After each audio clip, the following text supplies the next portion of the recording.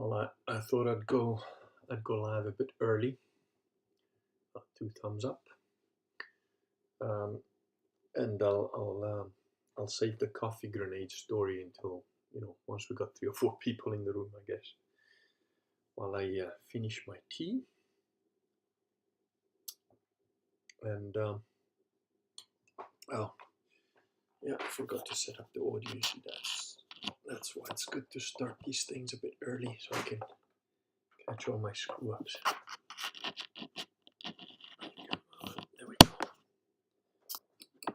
All right. That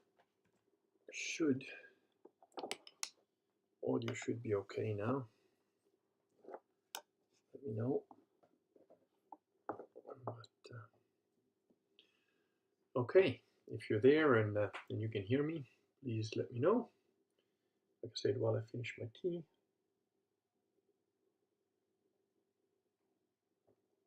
And I've got a couple of little stories before the main story about the coffee grenade. One of them is, so I've recently written a blog post about the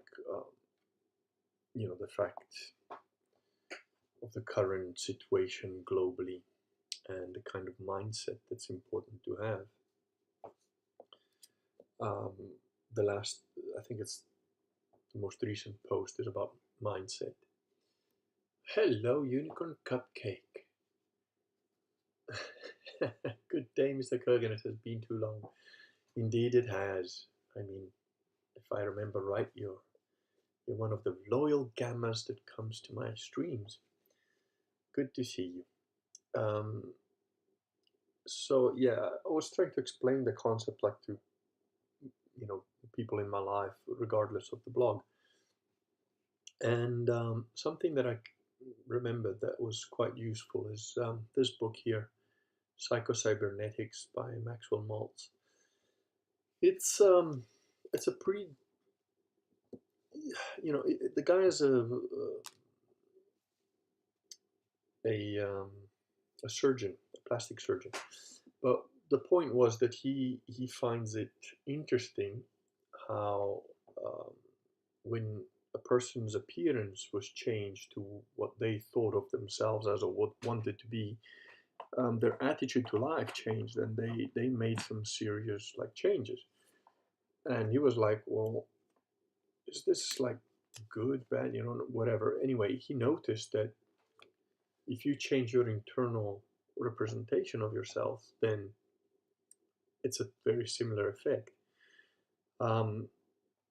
And I was trying to explain this in the context of your own limitations that you impose on yourself. I think I've mentioned before in other videos and in the books and so on that most people have got absolutely no idea how much your mind affects your body and vice versa, how your body affects your mind. For example, if you have constant crippling pain in one part of your body, that's going to affect your thinking. It's going to affect the way you see the world. It's going to affect the things that you notice and don't notice. It's it's really astonishing. Similarly, so you can change your mind by changing your body, and you can change your body by changing your mind. I know it sounds sort of woo-woo, but it's not. That's what martial arts is. All martial arts that are serious force your body to do certain things, and that reflects in a kind of mentality that you end up having. Karate is a very hardcore, it's known as one of the hard styles, and it tends to create people that are very mentally tough, in the sense of they will just push through pain and all sorts of things. Sistema is kind of the opposite. It's considered a soft art, and the mentality it creates is a mentality that will continually attack while being very, very fluid and very, very flexible about how to win the game and survive, with the least amount of damage and so on. So that's basically what martial arts do. They train your mind by forcing your body to do certain things or not do them or whatever. Similarly, if you can learn to change your own idea about yourself, it affects huge aspects of your life, because recently somebody's been emailing me about they're an introvert and they're in a situation that they can't really choose and exactly where and how they have other people around them and so on, and they have to interact with other people a certain amount of time and so on. And it's difficult, especially if you're an introvert. It's extremely tiring, to like have to put up with other human beings or whatever. But the thing is, you're not just an introvert. And I suggested to this person, well, one of the tricks that you can use to kind of fool yourself into becoming someone else, right? Different. Someone that you can then, that can do things you can't do.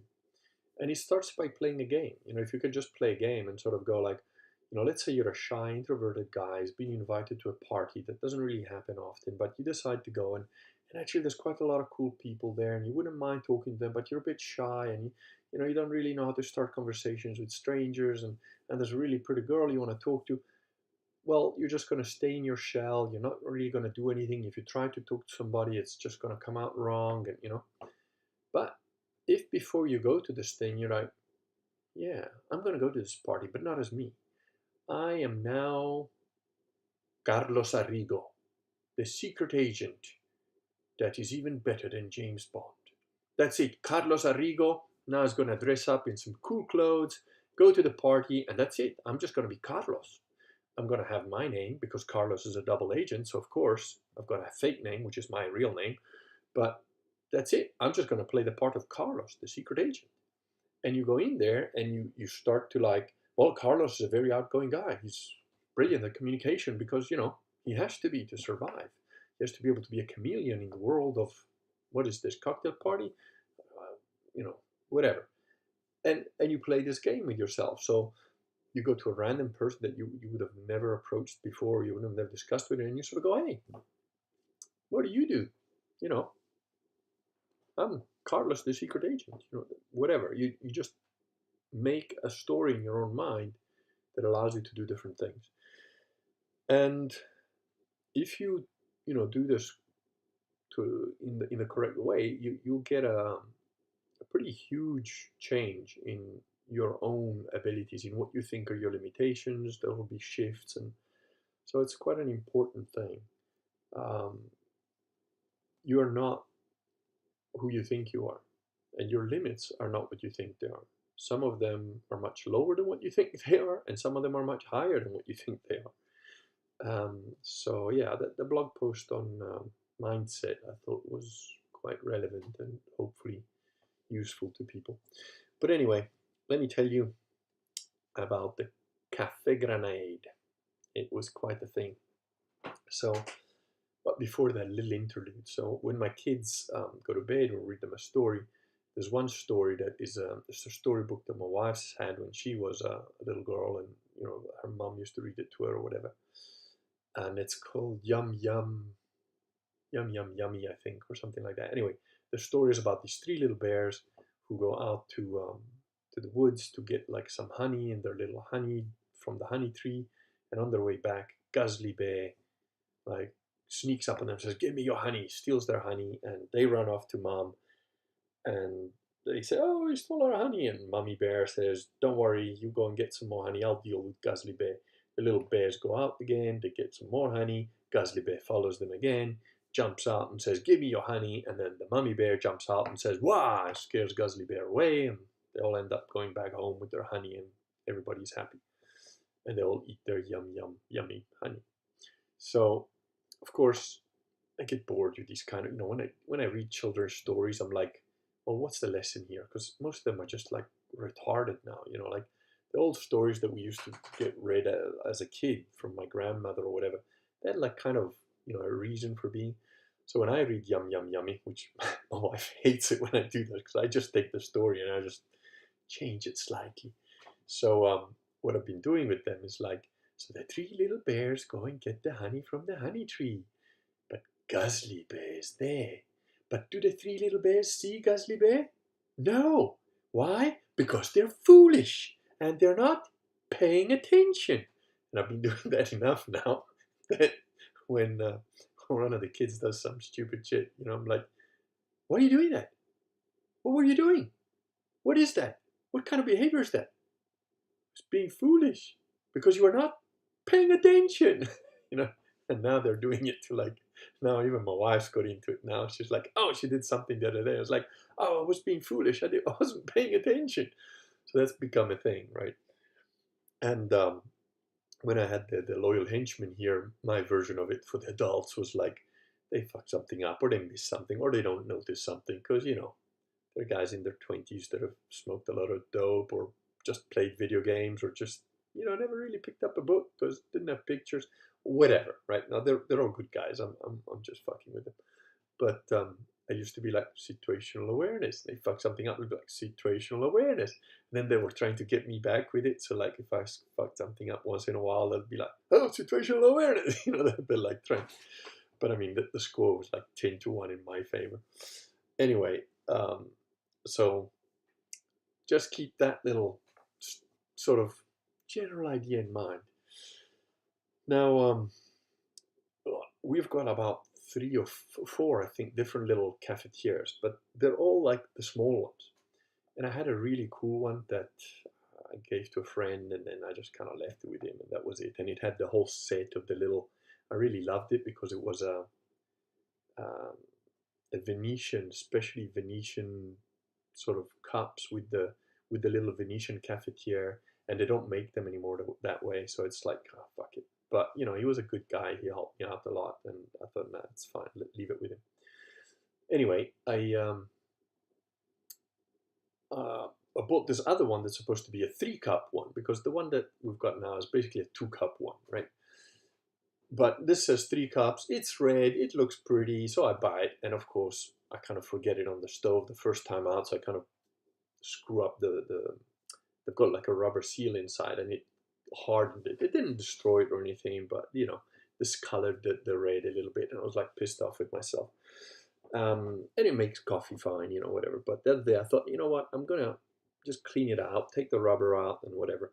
Now, for those of you that don't know, the mocha cafetiere is like, think of like almost like a cup-sized thing, and it's got a bottom part and a top part.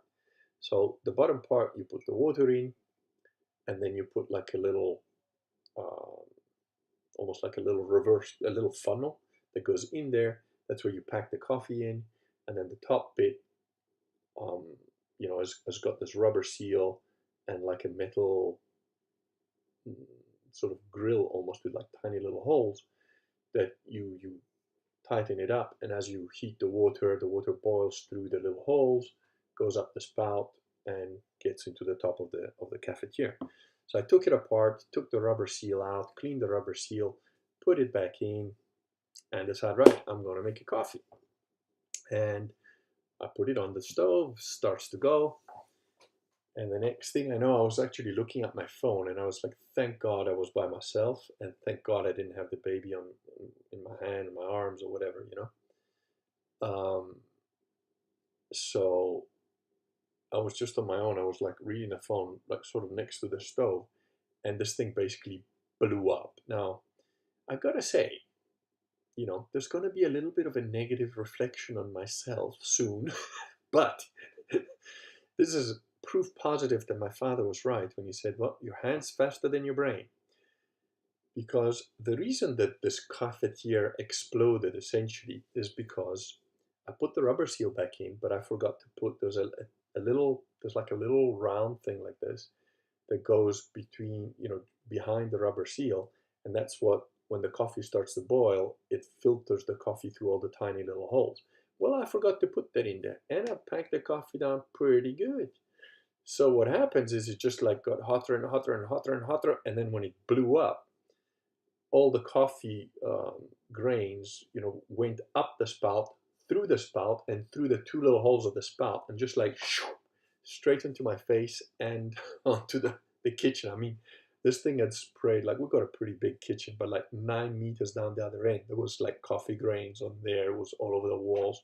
It's like, that's nice smell of coffee you get in the morning when you wake up, somebody's made fresh coffee. That's going to be in our kitchen probably for the next month. Anyway, the only cool thing about all this is that my reflexes and system are still definitely there because I was about 2/3 on, and as this thing exploded, my hand came up, and it came up in correct fighting posture. You know, if somebody's going to punch you or something's going to hit you, the correct block is not here, you know, because here is your eye, your face. I mean, this can get cut or whatever, but won't knock you out necessarily. The correct protection part is here. You got to protect kind of where your ear is almost, you know, like this part here is the one that can knock you out, and the jaw. So this covers the jaw, and that covers. And this came up so fast that it actually blocked the coffee. So I got burnt on my hand, and I got burnt just here on the front part of the face because, you know, I wasn't covering this bit correctly, but I was covering the part where you're gonna get hit. And one little bit got into my just into the corner of my eye, but luckily, you know, no real damage. I mean, it just stung a bit because the the coffee grains also make it stick like sort of napalm. But I looked like I just, I don't know, axe murdered a coffee elephant or something. It was just like spray all over the side of my head and my hand and everything. And yes, Department of Transportation goes, "Hail Kurgan, veteran of the coffee grinder campaign." That was pretty, I mean, it was kind of funny, you know. My wife didn't laugh too much at it because she helped me clean the kitchen, but it was just like such a stupid little thing, you know. It's like I was busy doing something else and thinking about something else while I was cleaning the coffee mocha thing, and I just left out this one little piece. And again, you know, lucky I was just by myself and paid for my own stupidity. So yeah, brain doesn't work that well, but hey, reflexes are still there. So anyway, that was a funny little thing, and you know, of course, all that one can say is I wasn't paying attention.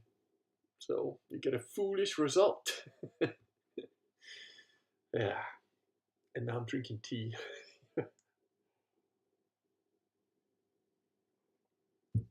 Also, one other bit of news. One of the J. Dyer retards left a comment on the blog, so of course he went straight to spam because his comment didn't follow the basic rules, which the comment has to be relevant to the post. It has to not contain blasphemy and not contain complete retardation.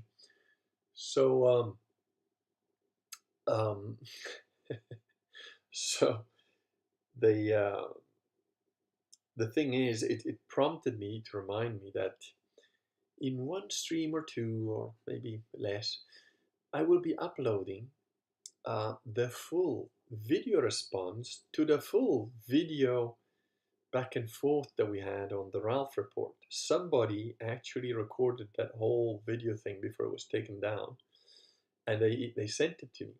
So I had the full video of mine and Jay Dyer's debate, which was just an internet bum fight because Jay Dyer is not an honest debater, and he's a liar as well. But anyway, to which I'd written like a lengthy after action report, which, you know, most people that would look at that kind of debate or that are Jay Dyer followers can't read, don't read.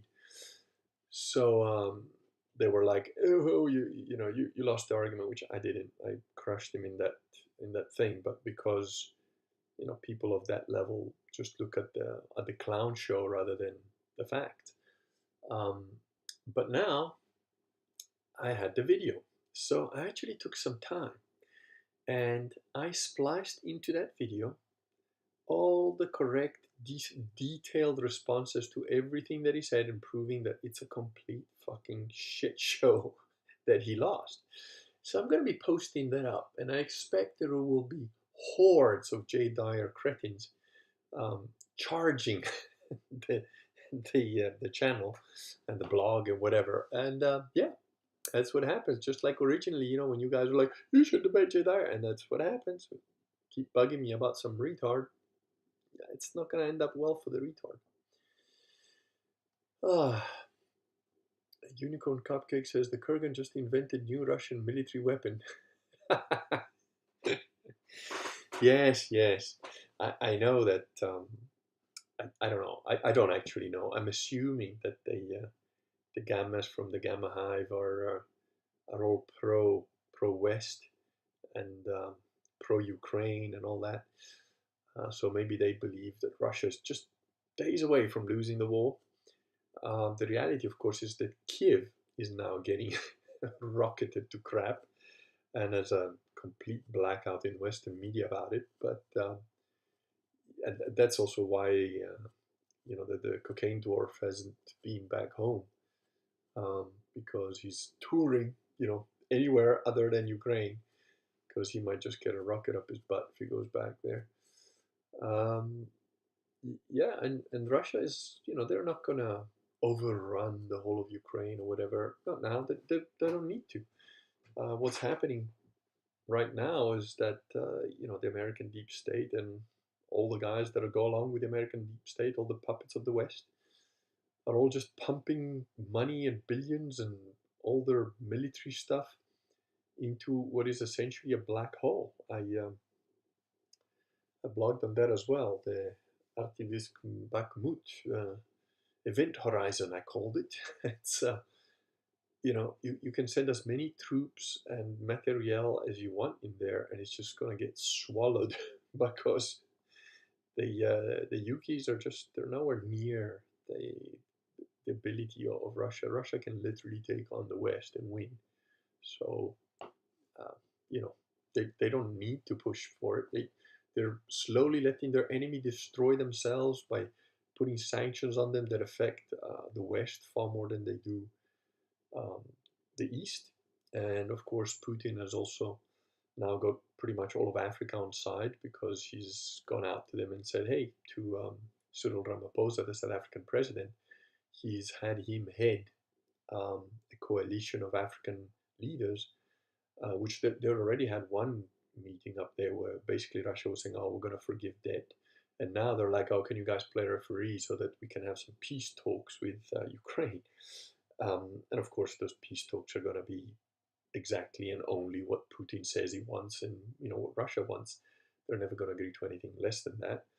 But it makes for a good show, and it shows that the Russians are treating the Africans like partners, which no one has ever done before. And in any case, China is already pretty much infiltrated and taken over Africa from a very pragmatic level. Um, there's a lot of Chinese investment and so on in all over Africa. And Russia's now basically said, hey, you're our buddies. So, most of the East is on Russia's side. China is on Russia's side. Most of Africa is on Russia's side. Most of South America is on Russia's side. So, then you've got a few countries like Slovenia and Japan and Hungary that are trying to oh, we're just going to try and pretend to be like friends with everybody. But, really, they're just waiting for if America collapses tomorrow, they'll go their own way. And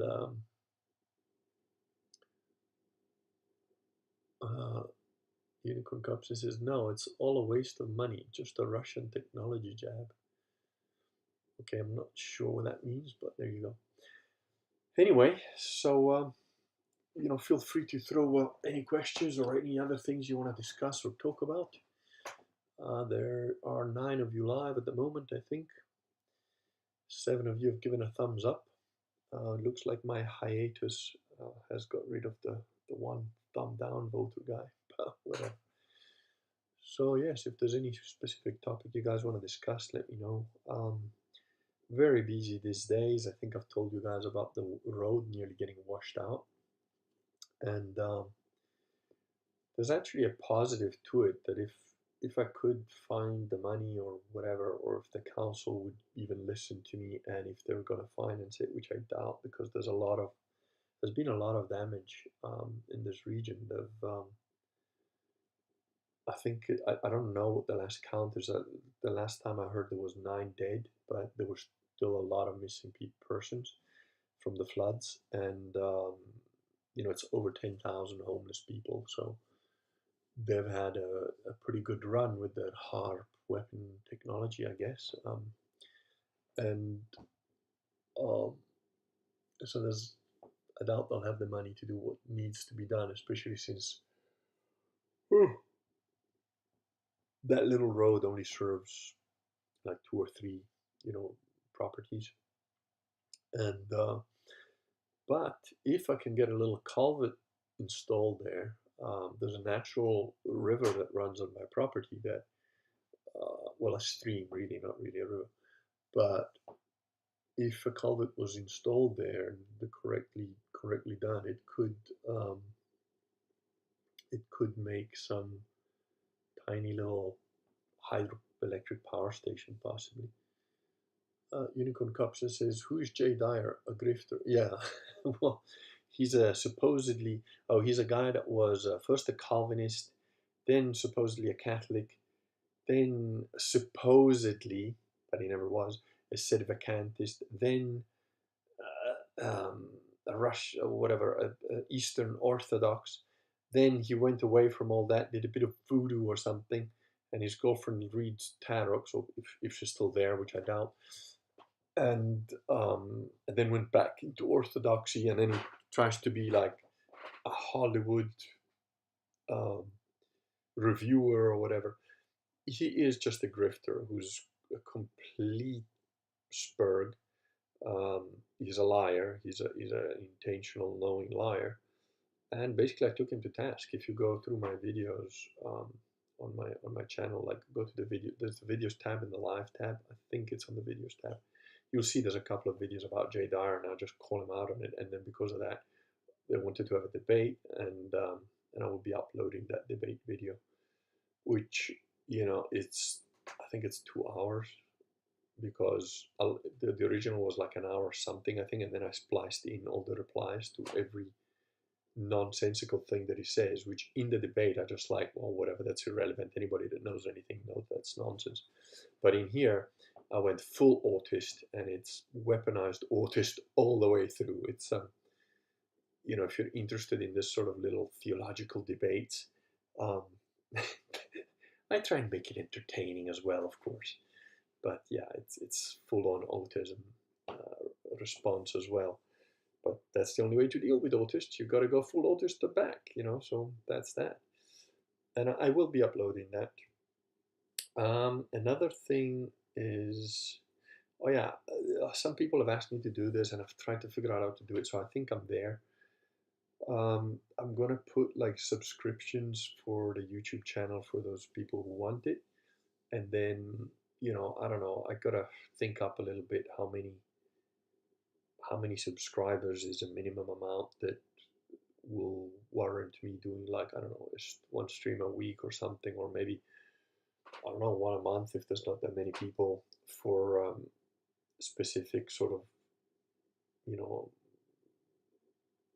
streams. Maybe if there's not a lot of people, but there is some commitment to it, then we can do a stream on the topic that every week or whatever, one of the guys in the subscribers chooses a topic, and that's what we stream on. And it'll be maybe subscribers only for that topic or whatever. That gives us, I don't mind if there's like whatever 9, 10 people. It's fine. That's enough. If there's 50 or 100, great. Then definitely I'll do it every week, or maybe even more. I don't know, depending. We'll see what interest there is, but that's what I'm thinking of doing. So yeah, there we go. Sam says he likes the subscription idea. Um, yeah, so that's the idea. So obviously, if there's like subscriptions for like 500 people, I want to. Well, I suppose I could, have one guy. Maybe we'll do the lottery then. But if there's like a dozen people or 20 people, it's still doable to sort of say, okay, one of you picks a topic, and then the next week another guy picks a topic, and then next week the next guy picks a topic until you've cycled through all the 20 people. And we could do that. Potentially, we could even do that. There has to be a little bit more interest, because then I have to like upgrade some software and stuff. But we could do like interviews. So, say you pick a topic I know nothing about that you want to live stream about. I don't know, fat opera singers. I don't know jack about that, but maybe you do. And we could do like an interview type setup where, maybe you talk about the fat opera singers and I ask questions. That's an idea. So Unicorn Cupcake says, I'll do $1 or $2 because I like you. Yeah, the subscriptions will be like $2, $3 a month, something like that. I think there's different tiers, so you could make it like really expensive or whatever, but that's not my intention at all. I'm just thinking, from what I've noticed over the last year, there is an interest, but it's sometimes hard to understand what you guys want, and if I can uh, tailor it a bit more to the people that are committed to it, then yeah, why not? I'll still do the other streams. I'll still do these streams for like nothing. So it's not about, I doubt very much I'll be able to retire on my subscriptions to the channel, but it's just something that you learn in life. Like people that have to actually pay for something, they end up like committing to it more, and it's, I don't know. I think it's a more quality thing. Well, here I'm just rambling whatever comes through my head, but if you guys are willing to spend a couple of bucks a month to tell me, hey, let's talk about this, why not? I mean, even if you were like face to face and you were doing that with your friends, you'd still bring a bottle of wine, right? Or whatever, or go have coffee. And why not? That's I enjoy doing that sort of thing anyway. So I think it's quite a. I think you would be a good grifter killer. I have been. Certainly in the old blog, I took out quite a few grifters, and I have throughout my life taken out grifters. My biggest hits you don't know about because they're actually huge, huge things that involved multi-million dollar companies. In one case, a multi-billion dollar company, which I took to court and won. Um, and more recently, a pretty, a really nasty outfit of in the construction industry that I essentially collapsed their business because they were grifters. They were destroying, businesses that have been going on for decades, and they were just like running them into the ground by making huge orders, never paying, delivering substandard materials. There was fraud going on. There's all sorts of dodgy shit. Um, and the thing is, even when you get hired to find these things out, which I invariably do, I tend to do such a thorough job that the guys who hire me get uncomfortable. And either they just say, okay, okay, thank you very much, bye, we don't need you anymore. Or sometimes they just fire on the spot because they hire you to find out fraud and whatever in their either competitors or their supposed partners, And I'm very thorough at my job, and I'm very good at my job. So I find out all the dodgy shit that their, you know, partner slash enemy, whatever, is doing, or claims. People hire me to do claims, and I do such a decent job that I also find out the company that hired me their shit, which, you know, I'm a mercenary. If you hire me to do a job, I do your job, and I present to you uh, the stuff that I find for you to use as you wish against your enemy. Um, and if when I present you that stuff, there is also your dodgy shit in there, I present it to you. You can do what you want with it. I'm not gonna do anything with it unless you fuck with me, which this multi-billion-dollar company did try to do, and I'll tell you who they are: Bill Fingerberger. And I've won the court case. I've got the judgments, and they paid the settlement. So um, I'm not gonna go necessarily into all the gritty details, but that's what happened. There was a bunch of nasty shit they were doing, and they weren't letting me fix it. They weren't fixing it. So I wrote them a 7-page letter stating exactly what they needed to do and needed to sort out. After which they gave me half an hour to clear my desk, and after that I sued them and won the case because it was I had such glaring proof that they couldn't do anything about it. Um, that same situation in Sicily ended up with 25 guys going to jail, um, and for fraud. To go to jail for fraud in Sicily, you basically must have murdered 20 people live on camera. And it was the same sort of situation going on where I was working in the Aviano Air Force Base. The Germans were just pulling. There was a German company, Bilfingerberger, and they were just doing really dodgy shit, really nasty, nasty stuff. But whatever. That's so. Yes, grifters are not. I don't like them, and they generally have to sort of piss me off personally for me to decide to have a go at them. But I have done so. There's a guy in Colombia that was a grifter, a website designer that was just a total fucking thief, and I don't remember what happened that like made me aware of him or whatever. But I just took him to pieces over blog posts, and his business just imploded. So I tend to be quite effective as well. You may have noticed a few blog posts on Milo, including, I think it's video number 245. Did a video on Milo, the Freemason, the fake Catholic grifter, who's now trying to ingratiate himself again with Kanye West for Kanye 24. And I mean, it's ridiculous. If you look at his Telegram channel, he keeps losing, hemorrhaging followers, and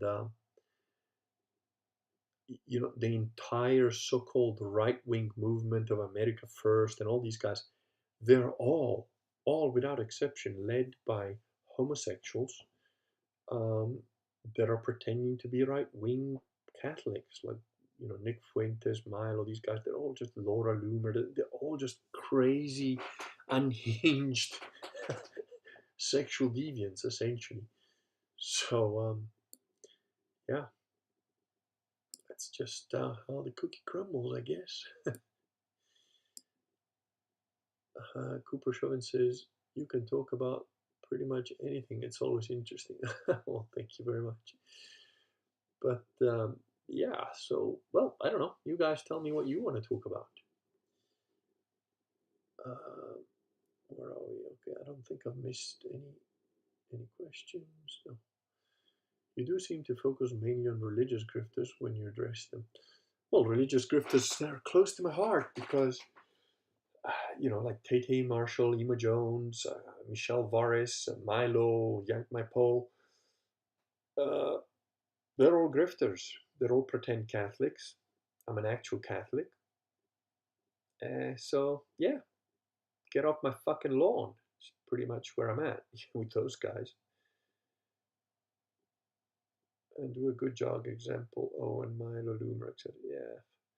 Owen, I don't keep up with him at all. I mean, he's just fucking, I don't know, spiraling into his own little insane thing that sometimes people send me bits or memes or a clip or something, and it's like, I don't know, I think the guy's fucking lost his mind.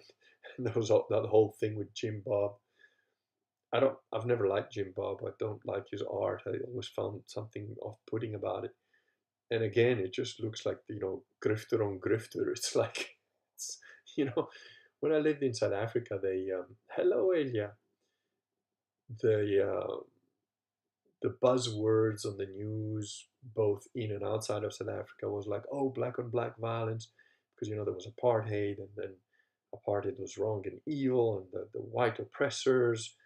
And now, when the government changed, there was a lot more violence, and for the last 20 something years in South Africa, there's been an average and a conservative average. And I've done the numbers myself, so I'm not just reading, I've actually physically checked this myself. On a conservative estimate, in other words, like a low estimate, is 30,000 deaths a year from violent crime. That's people that are dead. That's not the people that are just raped and survived, stabbed and survived. Those are the ones that get buried. 30,000 a year.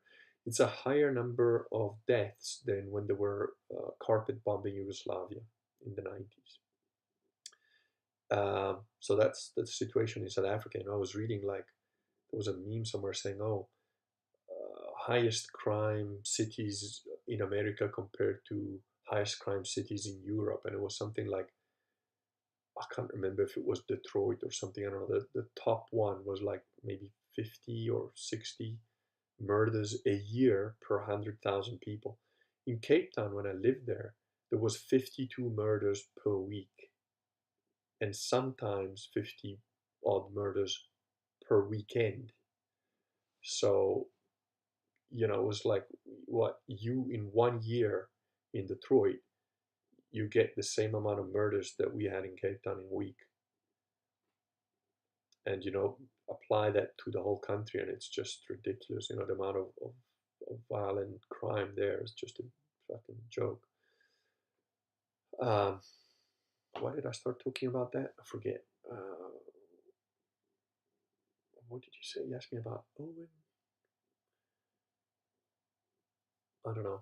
I'm not sure why I started talking about that, but um, I don't know about Owen. Like I said, oh yeah, the Jim Bob thing. So we're talking about black on black violence, and this is like grifter on grifter violence. It's like they're just exposing each other, scams, and like I don't know, land grabs, and fucking I don't know what they're up to. Somebody sent me a little clip of a guy called, I can't remember.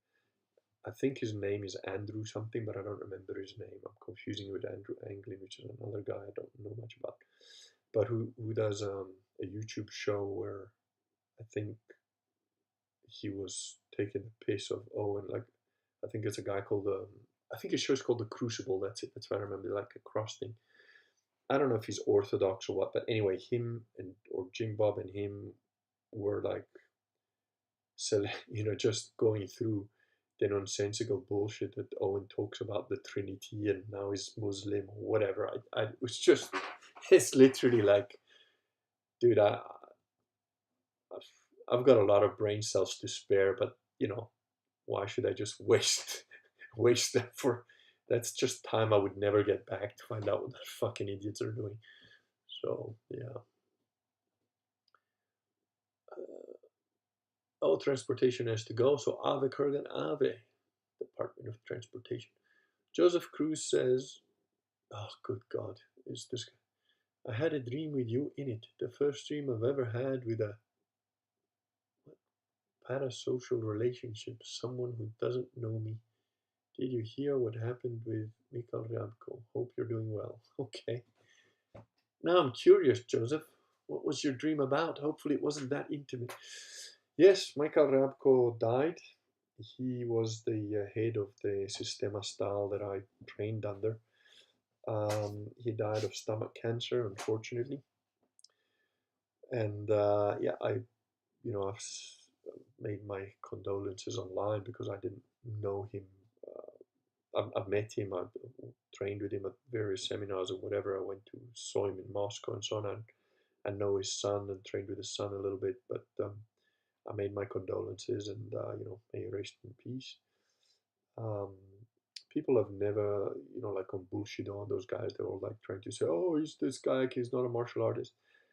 There isn't a single person that went to train with Mikhail Ryabko or challenged him because he regularly got like heavy guys, like proper fucking criminals that like don't hesitate to punch you in the face and knock your teeth out.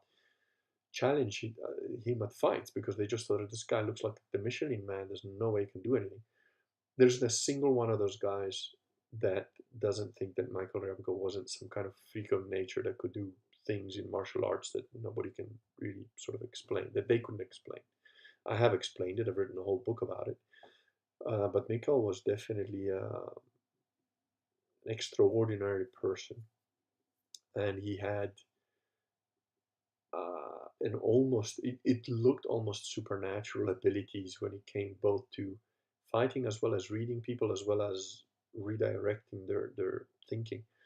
Um, Partly it's why I wrote the book because it was starting to become a personality cult about religion and mythology and you have to be this type of Christian for this to work and a lot of that was nonsense and a bit of marketing or whatever. But no doubt, Mikhail Ryabko and the guys that trained under him and with him, all very, very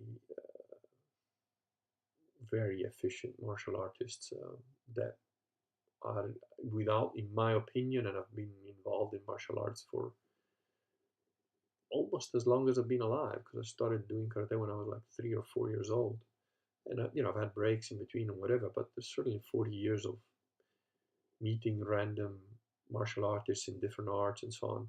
And I have no doubt that the people who do that Russian combat system are the top guys in that system are the top guys in the world. I haven't come across anyone that can even remotely come close to it.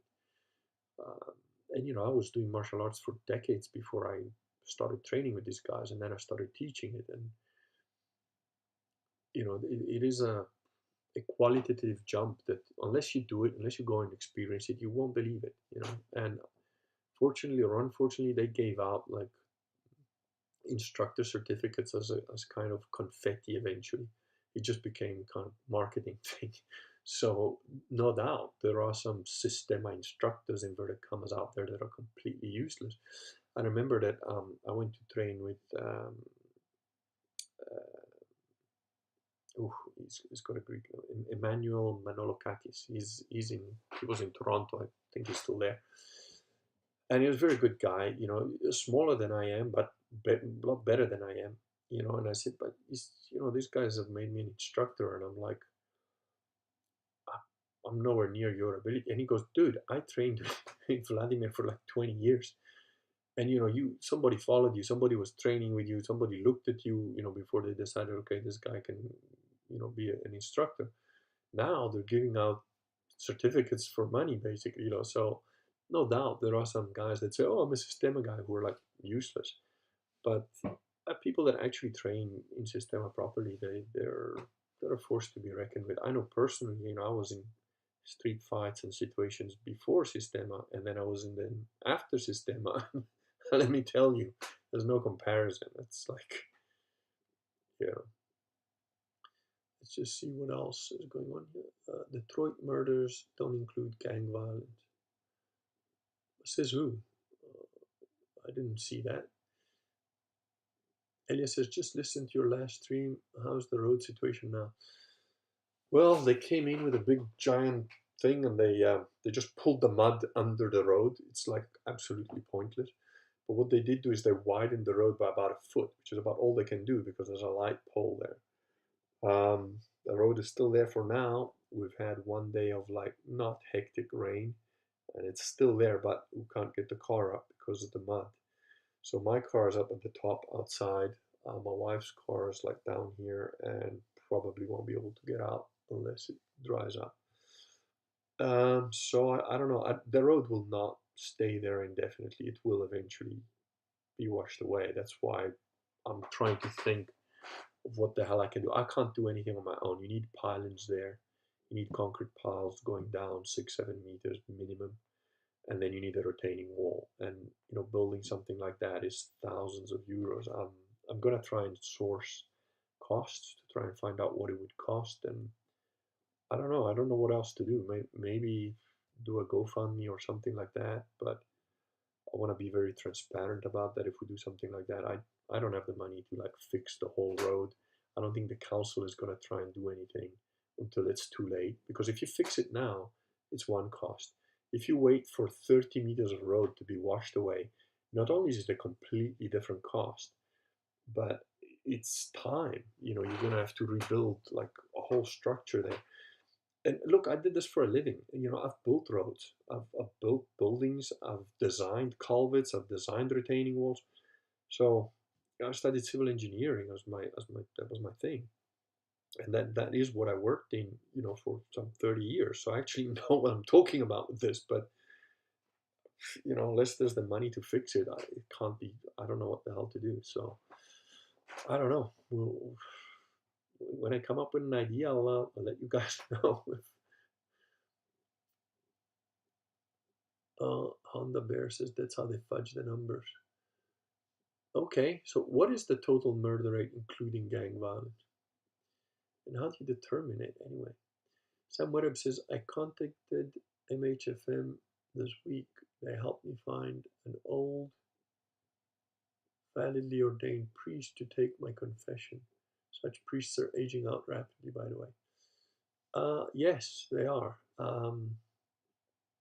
If you go to luxvera.org, you will be able to find the church that nearest you. And sometimes some people have to travel hours. That there's a guy, and if he wants to tell you who he is, he will, who actually went overseas to get baptized and confessed. And he's, we've emailed for quite a while. He's found a girlfriend that originally was like, oh, well, I can't be with you because I'm Catholic. And then he asked for some advice. He got some advice. He used the advice.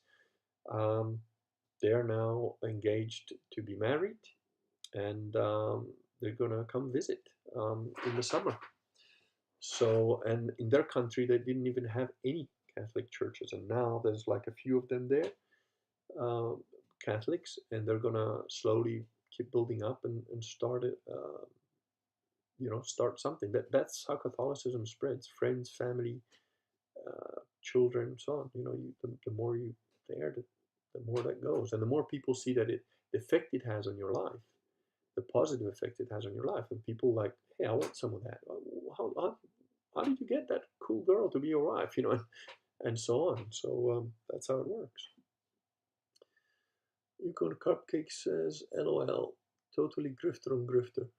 Now one claims moral superiority while fully accepting his belief until the camel's back is broken. Yeah, well, that's what happens with grifters, isn't it? They just push and push and push and steal and rob, and eventually they crack. Sam Webber says, anyway, I found MFHM through one or two of your old videos, so thank you.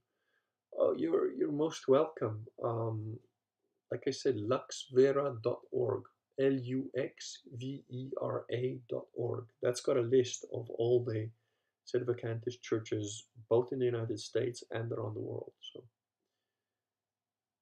will you do a live stream with Vox one day? Yeah, I don't know. I've got no problem doing a live stream with him. I think he's very busy. I don't know that I don't know what we talk about. I mean, but yeah, sure. If he wants to do a live stream, I'll definitely do it with him. Um, I've put this to him before. Like one live stream, well, I don't know that I'd want to do a live stream about it, but one thing I would like to sit down over a nice bottle of wine and no interruptions. So it's just the two of us without screaming kids and wives want your attention, that sort of thing. So, and it's just two grumpy old men with a bottle of wine to have a detailed conversation about his take on Christianity and comparing it to mine. Um, because I think we're very, very close to each other's positions, although he's nominally a Protestant of some sort, and I am a Sedevacantist Catholic. So there are a few questions there that I would like to ask him about, but I don't know that I necessarily want to do that as a live stream.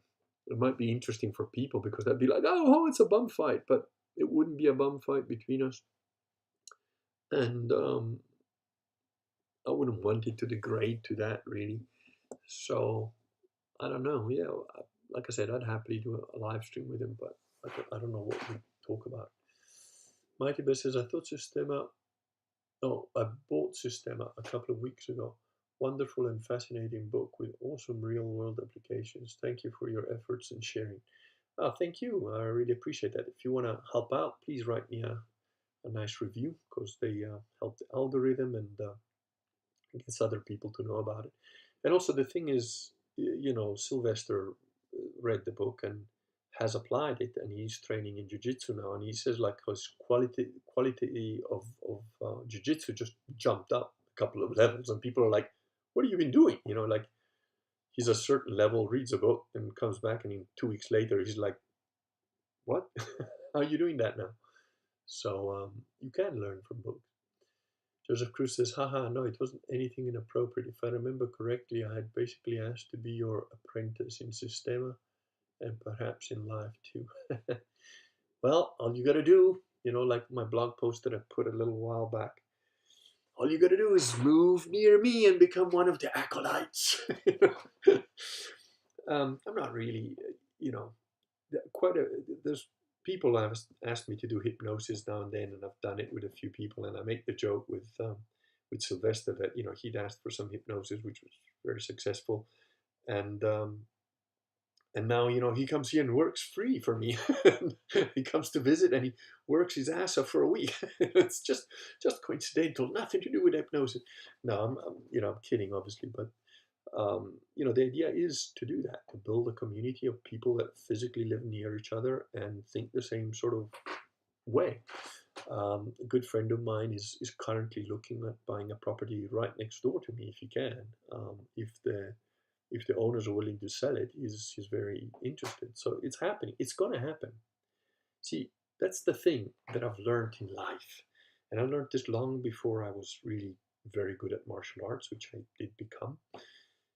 And the best analogy is, if you're, I learned this doing like jujitsu holds with the guy that was really good at jujitsu before I knew anything about Sistema.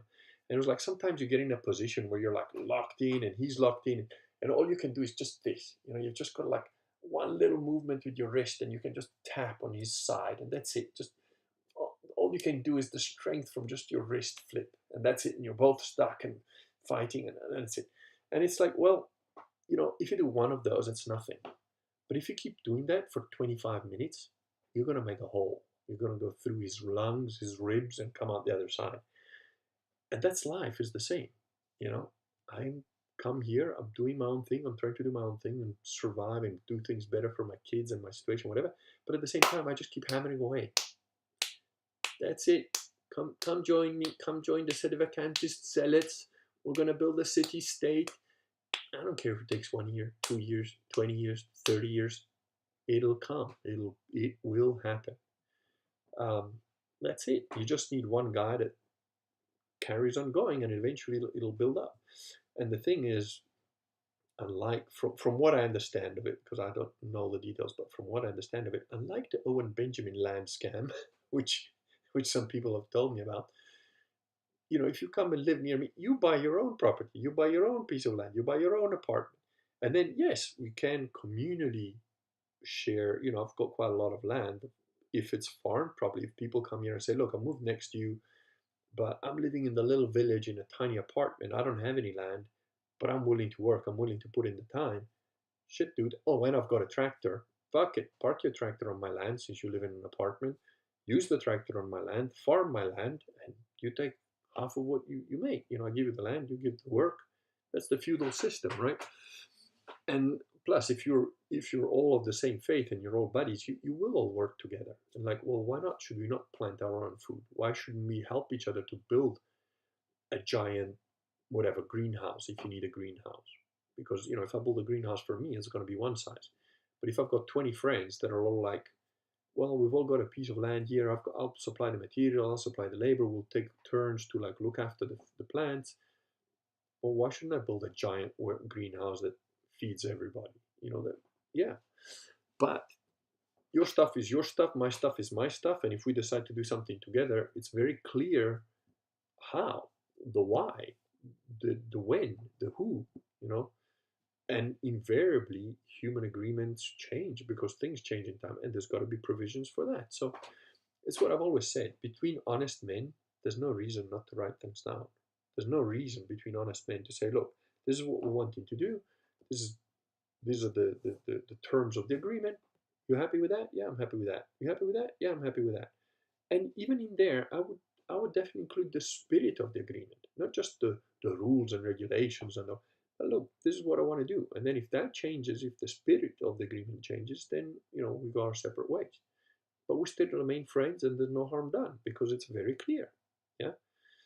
But if you just, what the Latins used to say, verba volant, scripta manent. Words fly,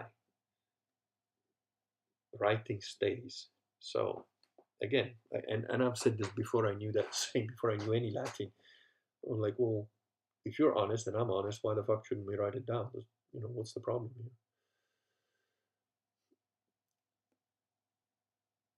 Joseph says, not sure if you accept it or not. Looking back upon my upbringing, there's a lot I plan on doing differently when I have kids of my own. Yeah, well, that's the idea. You want to do better for them than you got done for.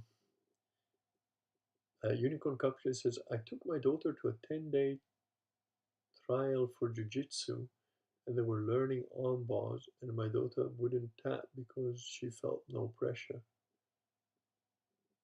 2 times they told her to tap to avoid injury.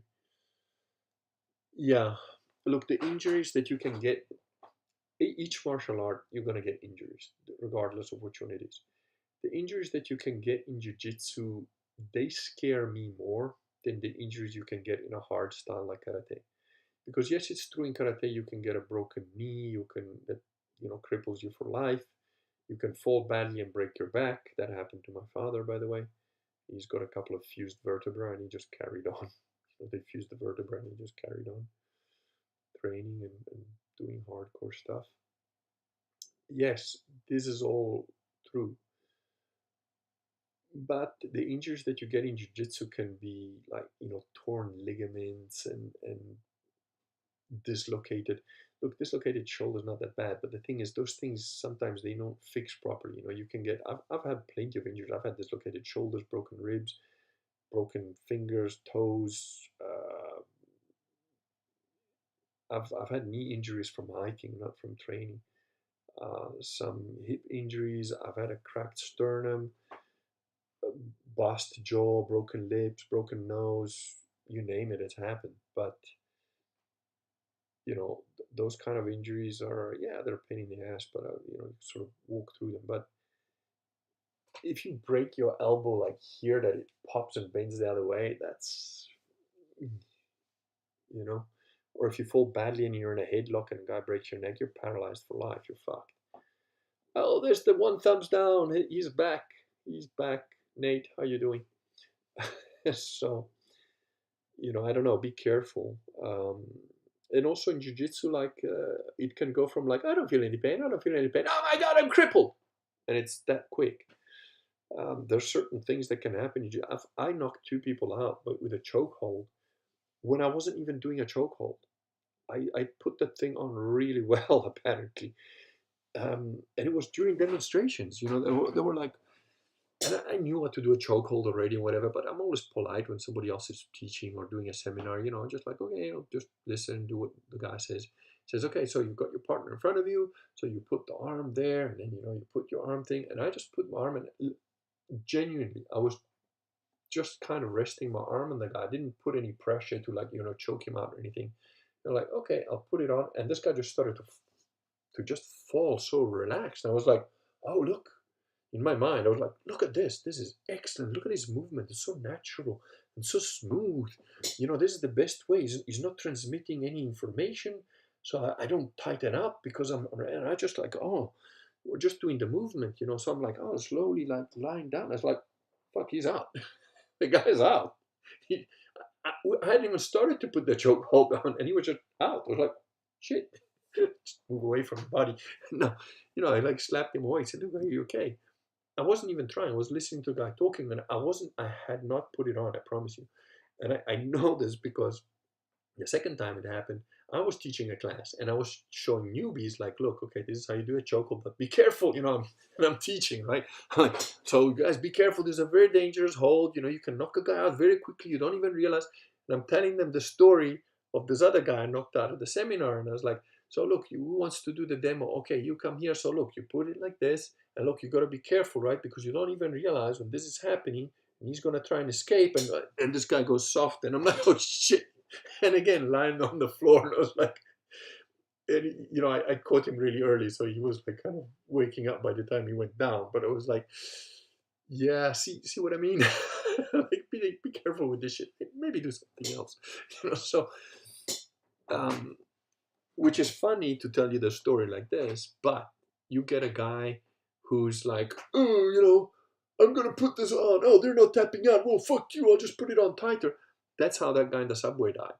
You know that Marine that put a chokehold on a guy that was like disturbed or going crazy or mugging people. I don't know what he was doing.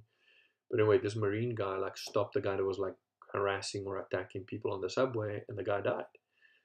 And I know why he died, because the Marine guys, Marines are not like geniuses. And then he was like, "Oh well, I'm just gonna hold him, and which it's a street situation.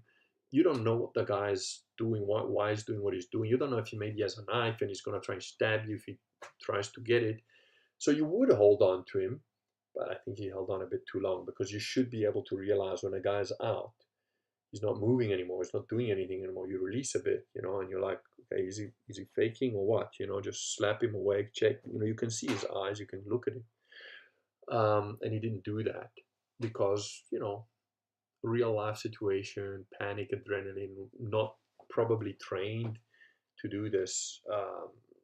In a real life situation, it's not a common thing. So, and that's how the guy died. So that jiu-jitsu, in my mind, to me, jiu-jitsu training can be scarier, the injuries you get. I think it's easier, generally speaking, on the training on a day-to-day basis. It's easier and less painful than a hard style, certainly. But everything has got a risk. Waking up and crossing the road in the morning has got a risk. So you just got to pick your risks and do the best you can and hope you're not unlucky. But I'm also impressed, Unicorn Cupcake, that you've told a daughter. Now correct me if I'm wrong, but Unicorn Cupcake you're one of the Gamma Secret King people, right? I think, and I'm impressed that you've reproduced and that you have a daughter. Well done. I'm very very impressed. Also, at least one of the Gamma Secret Kings is my pay pig, because he sponsored a tree in the Valley of the Saints. So I'm we're getting along, the Gammas and I. We're on good terms. Mighty Bear says it is incredibly refreshing to read a perspective that doesn't shy away from the supernatural but assumes it. Yeah, it depends how you use the word supernatural, because I don't think those things are supernatural. They are natural, but they're not spoken about, they're not understood. People don't know the science behind it. And that's why I wrote the book. I mean, like one of the guys I trained with, a good friend, when I started teaching him, he was alternating between a wheelchair and two walking sticks. After 5 months, he did a 10-day cycling tour of England.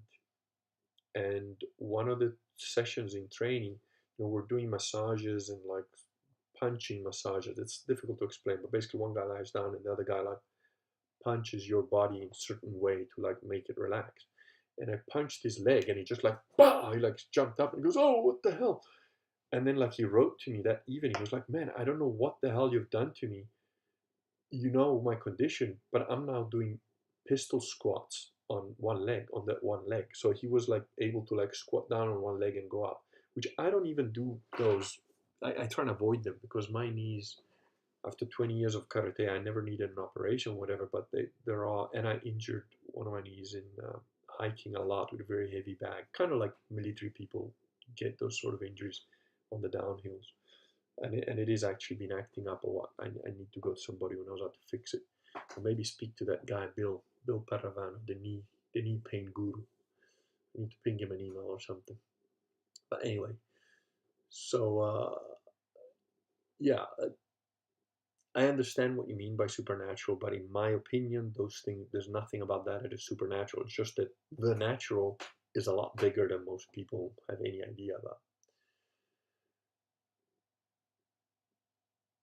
Unicorn Cupcake, isn't that dishonest to the girl that was applying the armbar, making her think she's doing it correctly? Should we go back?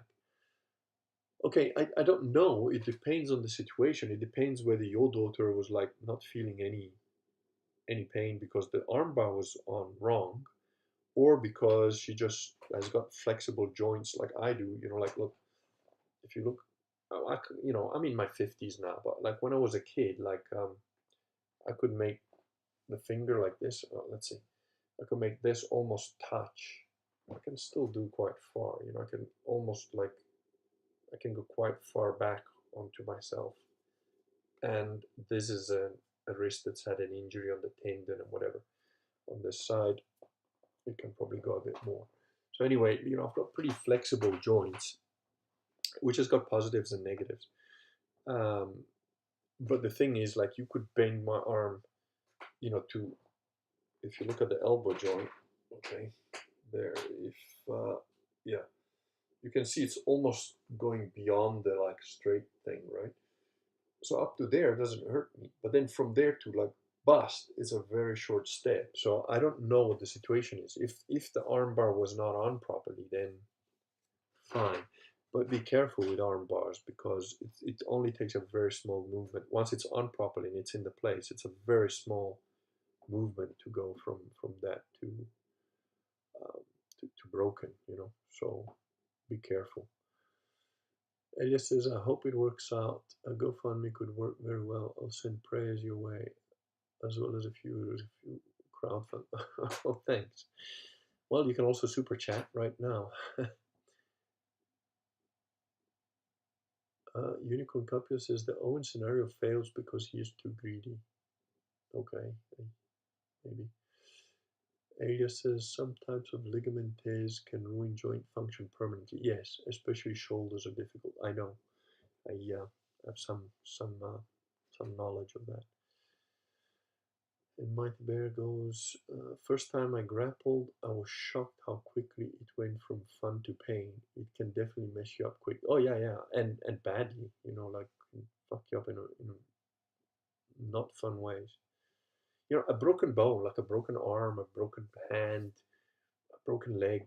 Yeah, it's a pain in the ass, but generally speaking, if you get your bone set correctly and it's not a massive multiple, you know, if you get your leg crunched between two vehicles and it's like splintered, okay, that, you know, that's something else.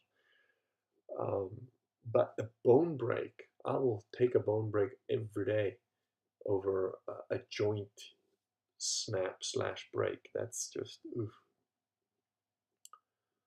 Elias says to Unicorn Cupcake, it may have been correct, but all the holds may not work properly on children since their joints are way more flexible. Yeah, there is that. A true Elias Cupcake. Thank you for your and Kurgan's perspective. Oh, you're most welcome. Oh, Mighty Bear's given me $10 for your road repairs. Thank you very much. I'm afraid, unfortunately, it's going to take a lot more than that, but I appreciate that. It's very, very welcome. Okay, guys, I've been going on for an hour. I actually wanted to catch like a half hour of a show with my wife before she passes out on the couch. So the kids have been put to bed, and I haven't eaten yet, so I'm quite hungry. But thank you all very much. I really enjoyed. This was a nice chat. I like the comments and my hail to the gammas that I've got the rep here, representative.